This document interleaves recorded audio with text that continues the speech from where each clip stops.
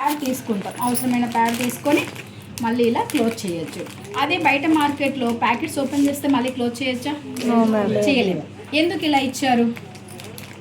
Fungus bacteria అనేది మామూలుగా ఏమవుతుందంటే మనము ప్యాకెట్ ఓపెన్ చేసి ప్యాడ్ తీసేసుకొని ఎక్కడంటే అక్కడ కవర్స్లో పెట్టేస్తాం.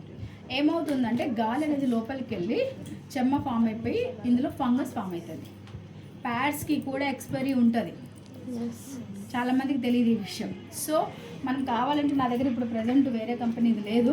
మామూలుగా ఎట్లా అంటే లైట్ వేసి మీరు మొబైల్లో ఫ్లాష్ లైట్ ఉంటుంది కదా, ఇది ఓపెన్ చేసి చూపించండి. లైట్ వేస్తే మనకు తెలుస్తుంది అన్నమాట. నా దగ్గర వేరే కంపెనీది లేదు, మర్చిపోయినా పెట్టుకోవడం. Okay, no problem. సో ఇలా ఓపెన్ చేసేసి మీరు ఏం చేస్తారంటే ఇది తీసేసి ఇక్కడ ఫ్లాష్ లైట్ వేసి చూపించండి. క్లీన్గా ఉందనుకోండి, మొత్తము ఫంగస్ ఏం ఫామ్ అవ్వలేదండి.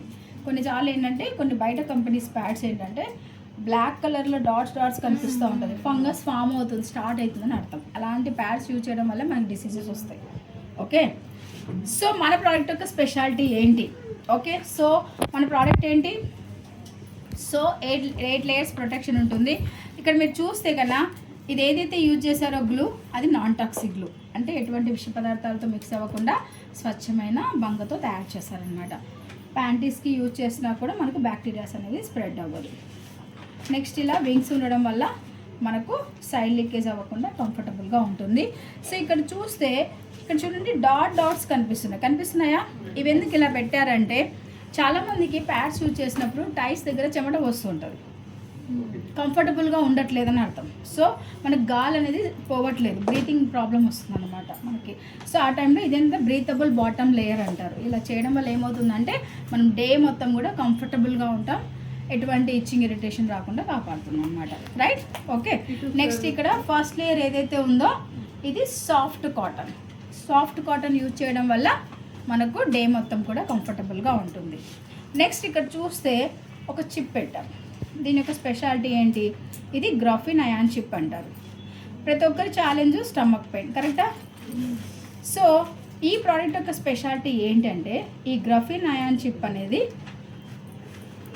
FIR టెక్నాలజీ యూజ్ చేశారు. FIR టెక్నాలజీ అంటే ఫార్ ఇన్ఫ్రారెడ్ రేస్.